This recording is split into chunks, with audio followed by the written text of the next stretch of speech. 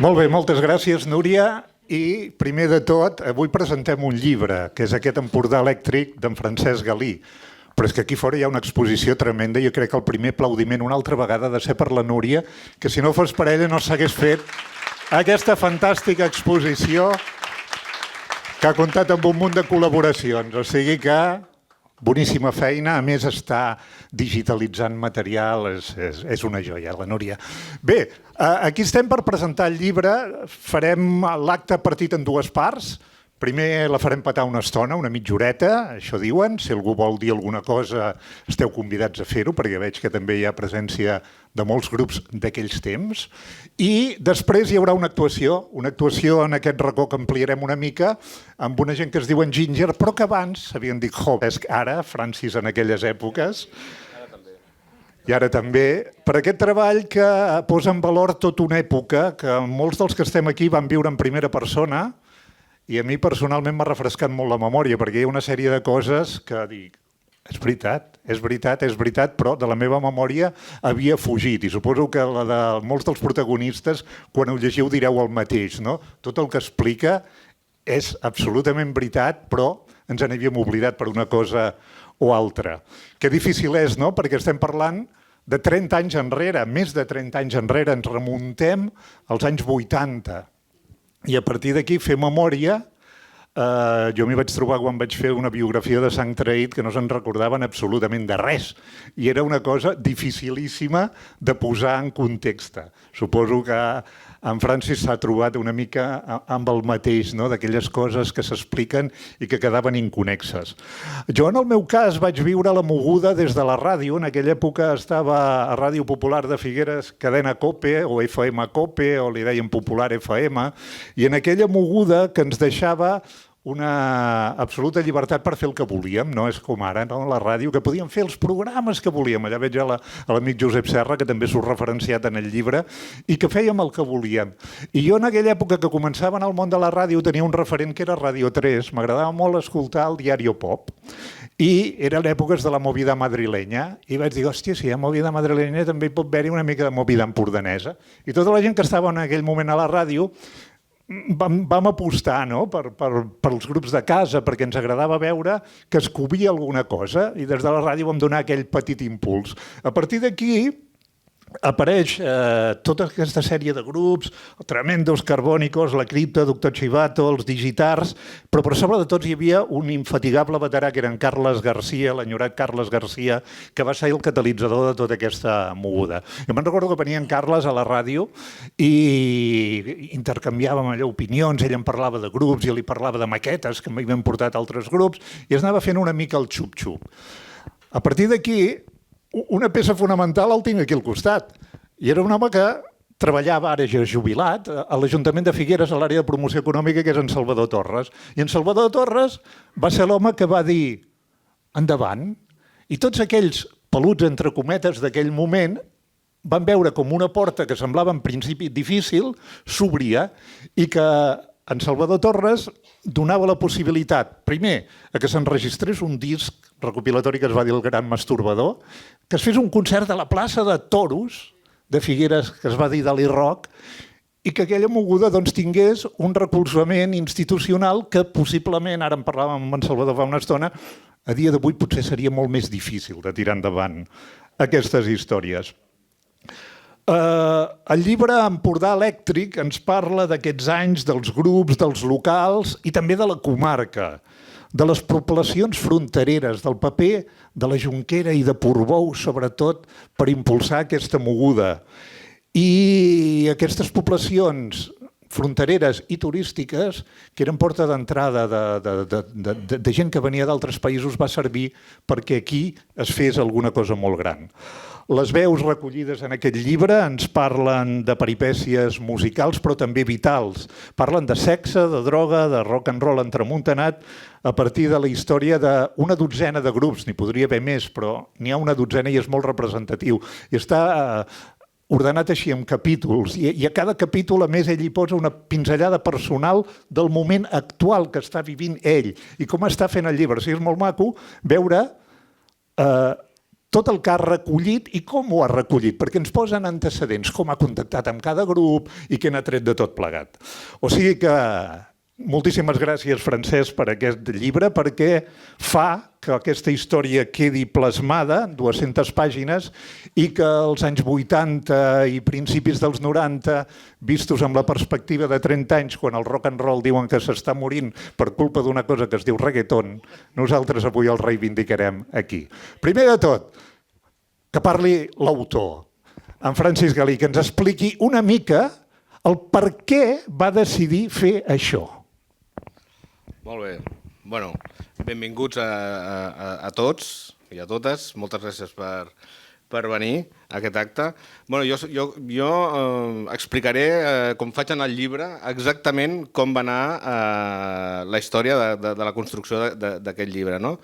Tot va començar amb una exposició de fotografia que vaig fer a Roses, també em dedico a la fotografia, i en aquella exposició em van presentar un senyor, que era d'una editorial, que van venir a cobrir l'acte, que es diu Ramon Moreno, que el té aquí, està aquí, en Ramon, i vam començar a parlar de fotografia, però al cap de 5 minuts, em sembla, ja estàvem parlant de rock and roll, dels Stones, dels Beatles, de Led Zeppelin, ja estàvem parlant, perquè li agradava molt el tema de la música. Xerrant, ells tenien una revista que es deia, malauradament, Encesa Literària, i em va proposar fer un article sobre... En aquell moment tenia una idea que creia que cada grup tenia un disc blanc i un disc negre i vaig fer un article sobre això. I li va agradar, li va encaixar. Llavors, un altre dia parlant, jo li vaig comentar, hosti, hi ha un tema aquí musical que no s'ha posat en valor, que jo ho vaig viure en primera persona, que és tota aquesta moguda, tota la moguda empordanesa dels anys 80. Llavors em va dir, home, estaria bé explicar-ho i tal, i si vols et faig un parell de capítols i a veure i tal. I així vaig començar a treballar la història aquesta. I sorprenentment, aquesta història, que veig que està tenint una certa repercussió mediàtica, és interessant situar-la, jo la situo, entre el final de la moguda madrilenya, que això serien els anys 80-81, i el començament del rock català. O sigui que el llibre aniria més o menys del 81 fins al 91, que explica aquests anys que sortia del franquisme, la gent tenia moltes ganes d'explicar coses, i sí que és veritat que venien altres mogudes en aquells anys, la moguda madrilenya, que s'acabava, va sortir la moguda asturiana, la de Galícia, amb grups que tots coneixem, i després també aquí a Catalunya, per exemple a Osona, va haver una moguda forta. Però el que fa, jo crec, diferent aquesta eclosió musical era el lloc geogràfic on es troba l'Empordà, perquè l'Empordà té Portbou, la Jonquera, era una zona transfronterera. I això què va fer? No és casualitat que, per exemple, el primer festival rock de les comarques es muntés a Portbou, i això m'ho explica molt bé el llibre en Pol, que estava al grup Ganja en aquells moments, perquè Portbou era una porta d'entrada de tota la gent que venia d'Europa, i tenien que parar els trens paraven a Portbou perquè sabeu que hi havia canvi de via, tenien que parar, i els hippies i els joves paraven i potser es quedaven 3 dies allà. I la gent del poble entra en contacte amb aquesta gent portava discos de Led Zeppelin, de Rollings, coses que sí que se sentien, però recordeu que en aquella època no és com ara, l'accés a la música la fèiem físicament, no digitalment, físicament. Llavors aquestes influències entren també per la Jonquera i això fa que la moguda nostra tingui aquestes connotacions una mica diferents, i això m'agrada molt explicar-ho. Què més? Després, surten el primer grup, jo crec, Carles, estàs d'acord, que és com el Mica, el pare de tots és Roxon. I avui fa molta il·lusió que està en Gelis per aquí, que va ser el primer baixista, i l'Andreu Bassaganyes, que també estava a Roxon. I Roxon va ser el pare de la majoria de grups, que després estava en Cardoner i en Fran Vila. Roxon, recordeu-vos que l'any 83 va ser... I en Martín, que després estaria a Sant Traït. I en Conrad. Sí. O sigui, Roxon, que l'any 83, no va ser, que va sortir a televisió? El 83 surt Roxon el programa Tocata, us en recordeu el programa Tocata? Doncs Roxon, amb Herederos del Rock, i ho peten, no? I ho peten. I bueno, explico totes les anècdotes de Roxon, perquè de veritat que el capítol de Roxon és interessant. Però també m'he donat compte d'un tema, analitzant tota aquesta moguda, és que al final el rock empordanès era una família, perquè al final tots ens coneixíem i uns components saltaven d'un grup a un altre, no? I això també era interessant. Ramon, no sé si vols dir... Sí. No, em sembla que una de les virtuts del llibre també és acompanyem a l'autor amb tota la recerca de músics i de grups. És a dir, allò, ens explica allò, escolta, truco a tal, envio WhatsApp, escolta, no coneixes pas aquell que tocava en aquell grup? I a partir d'aquí va reconstruint tota l'escena que més enllà d'explicar la història dels grups, que pot ser més o menys interessant, sempre segons com tu mires, té la virtut de reflectir l'ambient d'una època. No? Vull dir, la gent jove en aquell moment s'expressava fent música, és el que explicava ara. No? La música ara ens arriba per 10.000 plataformes, per 10.000 inputs, no? Però en aquell moment escoltàvem la ràdio, Ràdio 3, podria ser un bon exemple, no? Començaven a sortir, potser no encara les emissores municipals, no? Que feien un altre tipus de música, i llavors t'endinsaves al món de la música. Comprar un disc en aquell moment era una decisió vital i transcendental molt important. És a dir, tu havies escoltat una cosa, posem per casa a Ràdio 3, que evidentment no la repetien i t'havia agradat. Fins al cap de 3 setmanes no t'haves sentit aquella música, aquella cançó. Prenies nota acuradament, els discos eren cars en aquell moment, tampoc estaven molt disponibles, i feies un acte de fe per anar a comprar discos. Si la cagaves, fotuda. T'havies llançat els calés de manera...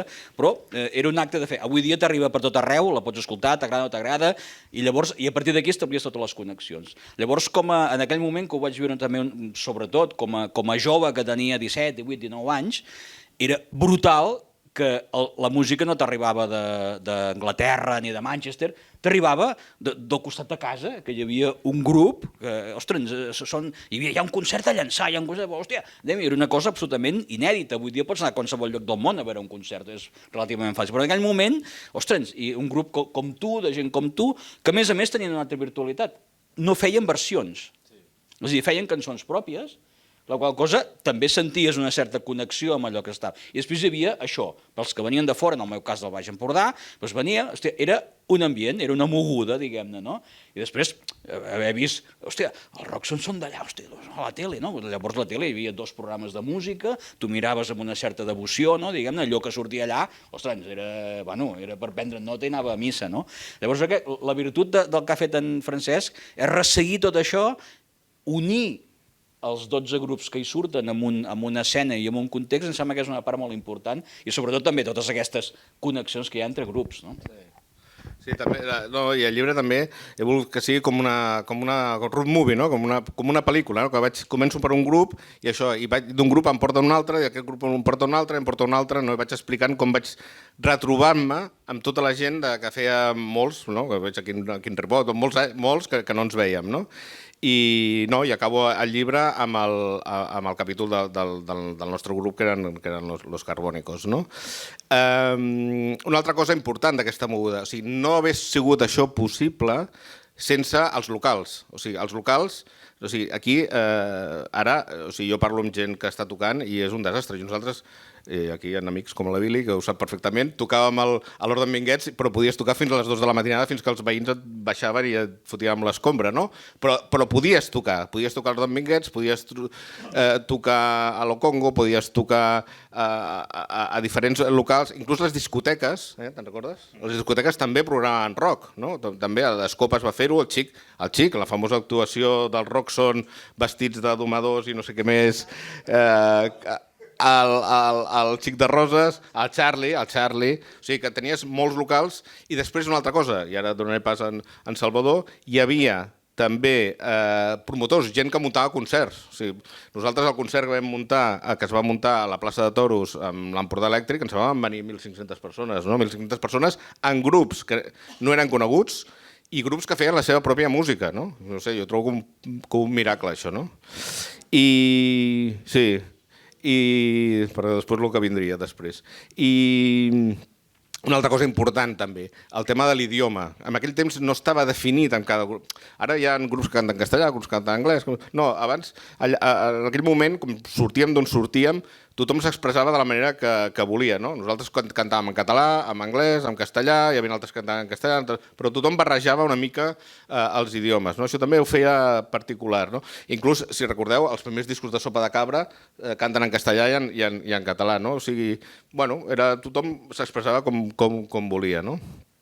Inclús hi havia un grup, no? Els Monteros, que cantaven Spanglish, no? Que trobava absolutament, que aquí estan aquí, absolutament genial, no? I llavors, sí, tot això ho va catalitzar en Carles Garcia, que va fer aquesta unió dels grups i va donar la possibilitat que en aquell moment pensàvem, ostres, però va ser important perquè va quedar un testimoni que és el disc del Gran Masturbador, no?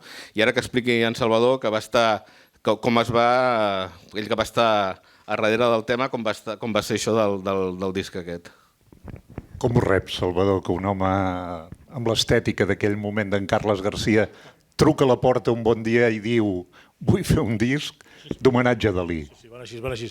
Bueno, d'entrada agraeixo la invitació que se m'ha fet, perquè lògicament jo no soc músic, però bueno, he estat funcionari de l'Ajuntament de Figueres durant 45 anys, vull dir que he passat per molts de llocs. Se sent? Sí. Doncs el que deia ara en Carles. Un dia, estic parlant de fa 34 anys, que jo tenia 34 anys, la qual cosa vol dir també era una cosa important, perquè ho veia amb un altre prisma, tot això, no? Que no vol dir que ara ho vegi amb un prisma molt diferent, però bueno, amb un altre prisma. Bé, doncs en el despatx se me presenta en Carles Garcia. Hola, Torres, em coneixes? Jo el tenia present perquè havia anat a classe amb el meu germà al Fossos i llavors el tenia present. Fins i tot penso un dia el meu germà va dir que sentaven junts en el pupitre. Bé, i ja va directe a l'assumpte, vull dir que en Carles no estava de gaires històries. I va dir, no, vinc perquè, esclar, ens interessaria, doncs estem muntant una història amb tot de grups de l'Empordà, això de l'Empordà Rock i no sé què, i fem música, i en aquell moment, quan es va començar a iniciar això, em penso que no hi eren tots els 11 grups que al final van estar gravant el disc ni que van fer el concert a la plaça de Toros. No sé els que hi havia, no? Ara no recordo si hi havia 2 o 3 i tal. Bueno, i llavors van anar al directe i ens interessaria que l'Ajuntament ens ajudés a editar, a fer i a editar un disc.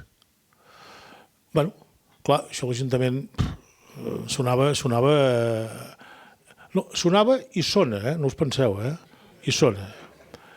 I després que faríem un concert i faríem una performance i faríem no sé què, no sé quantos i tal. Bueno, i la veritat és que a mi no em va entusiasmar, però em vaig pensar, doncs, Déu-n'hi-do, no?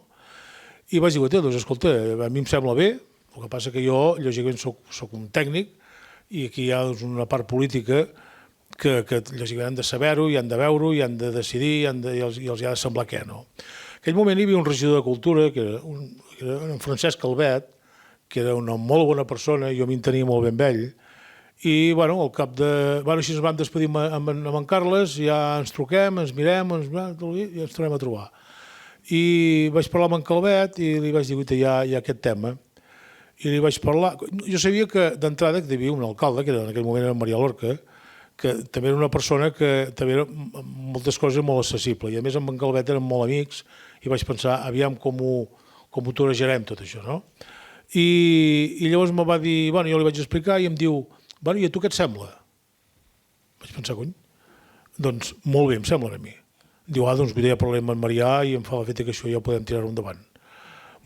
No havíem parlat de gaire res, ni de diners en aquell moment, ni de gaire res.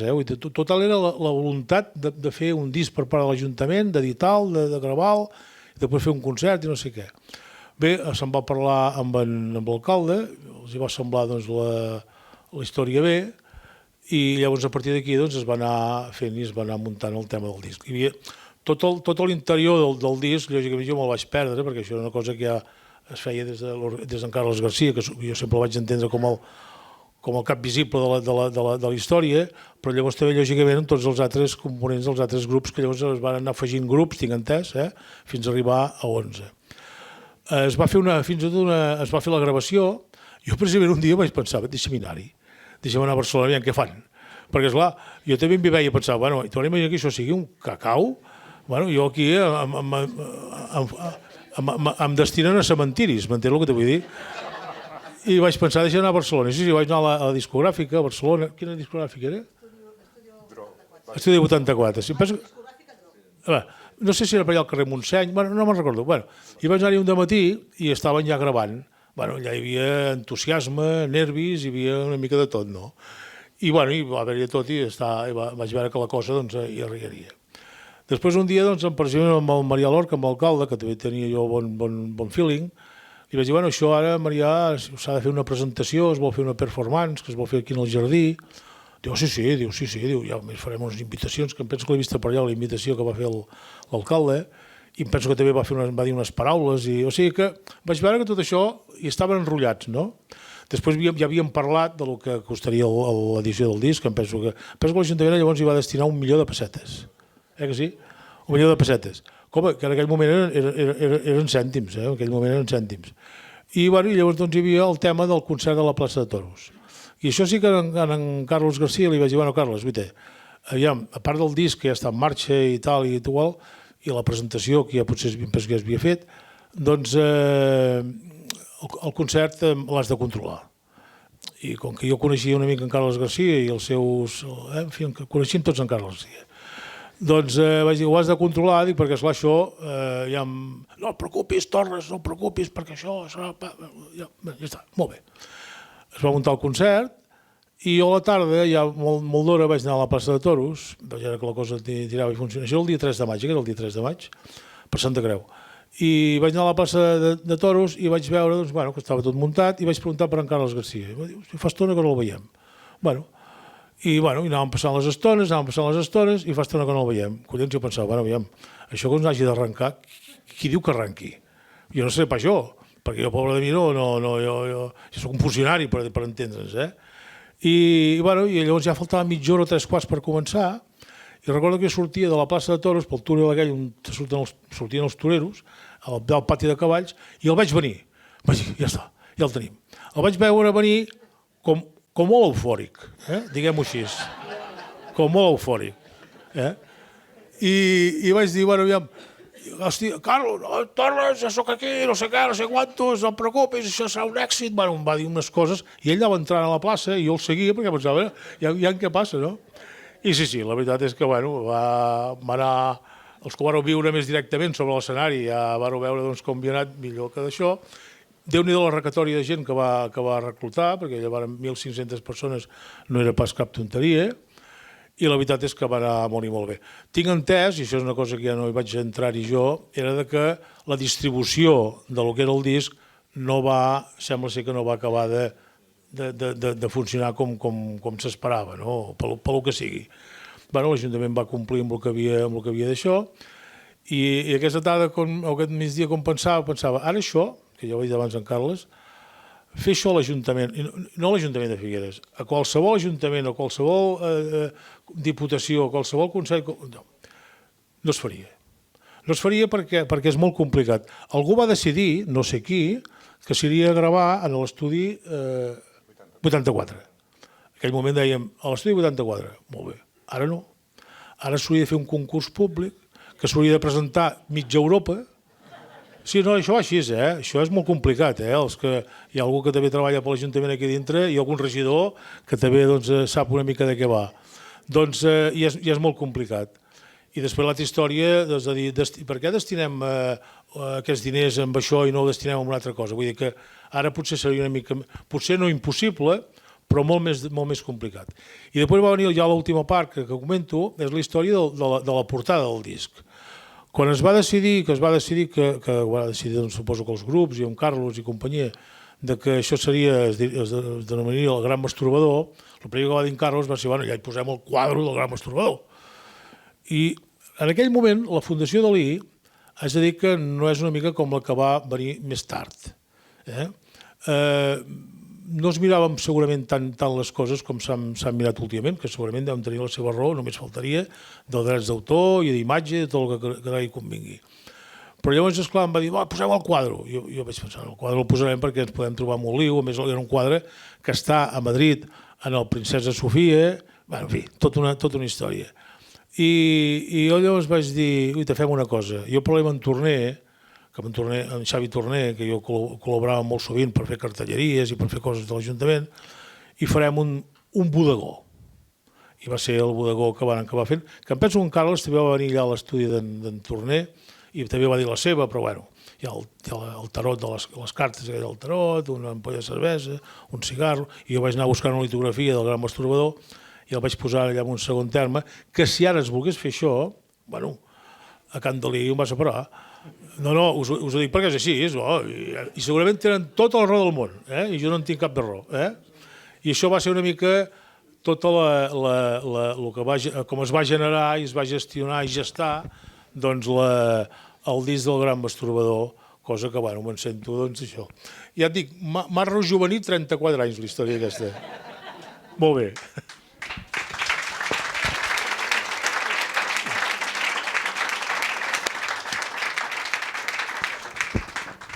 Bé, en aquella època vam aconseguir que es gravés un disc, que es fes un concert a la plaça de Braus, macrobanda, i que el setmanari Hora Nova tragués un suplement de no sé quantes pàgines, 12, 16...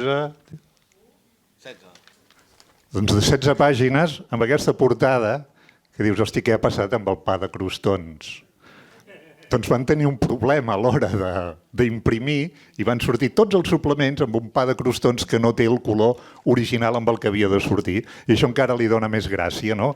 El Dalí Rock amb un pa de crostons que va mutar el seu color de forma inexplicable. Però aquí Hora Nova es va prestar també en aquell moment a fer tot un suplement dedicat a grups absolutament desconeguts i que començaven. Què queda d'aquesta història? D'aquesta història hi ha molts grups, hi ha molts artistes, veig els pares d'en Joan Traiter aquí davant, que estava amb Digitars, en Joan va ser una altra de les peces claus que va crear Musicland. Hi ha moltes, però moltes històries, no? Sí, per exemple, una de les coses importants que van quedar, hi havia un grup en tota aquesta moguda que es deia Digitars, que jo crec que és dels grups que tenia més musicalment amb més talent, i ells van començar a gravar les seves pròpies cançons, que van començar, em sembla, si no me'n recordo malament, en Jordi està aquí, Robau, van començar les seves cançons, les primeres, per al disc del Gran Masturbador, i a partir d'aquí, d'una manera natural, van començar a fer un primer estudi de gravació, un segon, i al final van crear Musicland, que és un estudi de gravació referent a nivell nacional. O sigui, que havia gravat des de l'última de la fila, si no recordo malament, a la Shakira, em sembla. O sigui, que gràcies a aquesta moguda i a aquest interès va sortir un dels estudis de gravació importants. Després, una altra cosa important, jo crec que és Sant Traït. O sigui, Sant Traït, que va ser aquesta transició, no? També va començar també fent versions, després va fer els seus propis temes i al final va acabar dintre, no sé si engolit, però bueno, va quedar dintre la moguda del rock català, però va ser un grup que va triomfar, no? Què més ha quedat? Dels Carbònicos no ha quedat res. Però bueno, sempre queda alguna cosa. Un llibre. Els Carbònicos ha quedat el llibre. Què més? Coses importants. Bueno, per exemple, sé que hi ha gent que s'ha dedicat a la música, aquí tenim gent dels Tremendos, em sembla que en Pitu ara és un excel·lent luthier, que ho explico en el llibre, això també és interessant. O sigui que sí que han quedat coses, no? I no sé, jo crec que junt amb Roxon van ser els pares de crear aquest ambient, aquesta moguda. Volies dir alguna cosa més? No. Un fet que em semblava que també surt al llibre i que és important és que ara qui més que menys sap música, hi ha escoles de música a cada cantonada, hi ha escoles, la gent surt molt preparada, però en aquell moment tots em sembla que éreu més o menys autodidactes, diguem-ne, que algun moment de la vostra vida decidíeu agafar un instrument, començar a fer proves més o menys d'allò i acabant fent música, és a dir, que tot comença del no res, diguem-ne, no? I que vull dir, sí que és veritat que avui hi ha molta, potser més uniformitat musical, no? Perquè en aquell llibre hi ha molts estils diferents, no? De fer música, no? Però també és veritat que la gent jove d'ara té molt més accés a la tècnica musical, diguem-ne, no? A l'ensenyament, no? Que és que és una cosa que també li dona aquesta espontaneïtat i aquesta vivesa, no? a tot el moviment. No? Sí, jo crec que això és molt important. Això que diu ell és molt important, perquè nosaltres sí, teníem poca tècnica musical. Jo sempre em pensava que havia sigut el pitjor baixista de la història del rock, des que vaig descobrir que el Sid Vicious no en tenia ni idea i el van agafar amb els Sex Pistols per la pinta que tenia, no? Li van dir, toca el baix. Llavors vaig dir, no, sóc el segon pitjor baixista de la història del rock, no? Bueno, hòstia, no està mal, no? Vull dir, bueno, estic content. I això per què ho deia? Ara m'he anat d'un tema a l'altre. Tots autodidactes, però amb moltes ganes de dir coses i a més tothom tenia els seus referents, no? O sigui, hi havia grups com La Cripta que feien una música més sinistra, nosaltres fèiem una música més tipus rock californià, hi havia els Hobby que potser feien una música més pop, els Tremendos que feien més punk, o igual que els Monteros, i cada un tenia el seu estil. I sobretot això, no? Que composaven les nostres cançons, no? No sé, jo quan veig el panorama musical d'ara i vaig veure el que hi havia a l'acústica, no sé, jo veig que tots són aquí grups de festa major amb ukeleles, no? I això, bueno, em posa una mica nerviós, però bueno, és el que hem anat, no? Hem acabat aquí, no sé per què, perquè nosaltres ho fèiem, era molt divertit nosaltres. Portem aquella mitja horeta que dèiem de xerrada, entre el públic algú que tingui moltes ganes de dir una cosa?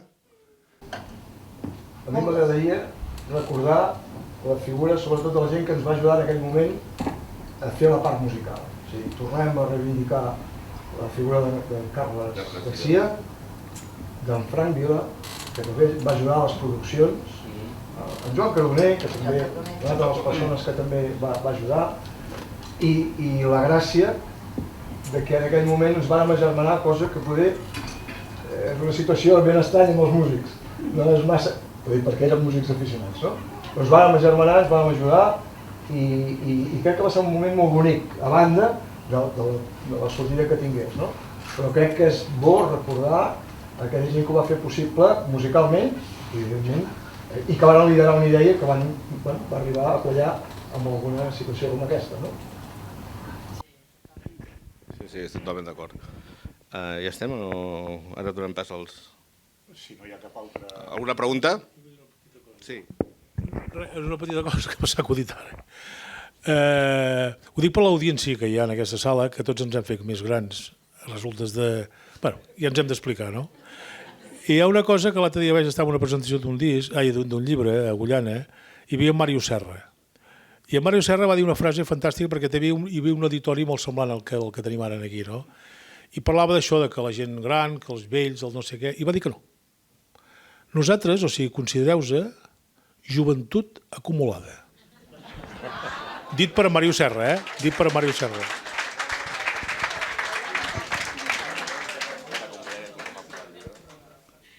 Molt bé. Anirem de seguida per l'actuació. En Francis ha fet una feina tremenda d'una època molt concreta. Allà veig un representant d'una generació següent, en Joan Jubosc, que també es va crear una moguda en aquell moment que es diu Empordà Rock. Jo li encomano ara a en Joanjo que faci com en Francis i escrigui un llibre d'aquells bons temps, que seria una bona idea, no? Ara que... només... Volia venir a aquest acte perquè em fa il·lusió, ara explico la meva anècdota, jo vaig començar a assajar l'any 92, molt jovenet, i precisament vam començar assajant al local de Llers, de la Vall, on havíeu estat, i recordo que entre papers acumulats d'anys anteriors hi havia cartells dels Código de Barras, dels Tremendos, de La Cripta, i era com una mica aquella idea idealitzada, perquè quan va sortir el Gran Masturbador jo tenia potser 13 anys. I bueno, agrair-vos que veu obrir camí pels que vam continuar després durant la dècada dels 90 a fer rock i a liar-la tot el que vam poder. Molt bé, tindrem l'actuació. Quan acabi l'actuació també seria molt maco, tots els membres de grups que hi ha aquí fent una foto tots plegats aquí dalt. Seria preciós per recordar que som igual de joves que fa 30 anys. I una última cosa que és... Que és que totes aquestes coses tan interessants que hem explicat tots, les teniu al llibre allà, que el podeu comprar, el que ha vingut d'editorial i us el recomanem. La Tali vol dir alguna cosa. perquè he arribat tard, com sempre, que sempre Bueno, m'estava als llocs. se't perdona. Jo em preguntava tota l'estona, que més li he dit, on eren les dones? Aquí. Ara Per la Paloma, jo he vingut per la Paloma. Escolta, he de dir que dones, a Hobby, ho va comentar l'altre dia en Conrad, era l'únic grup paritari, perquè érem 2 homes i 2 dones. Sí.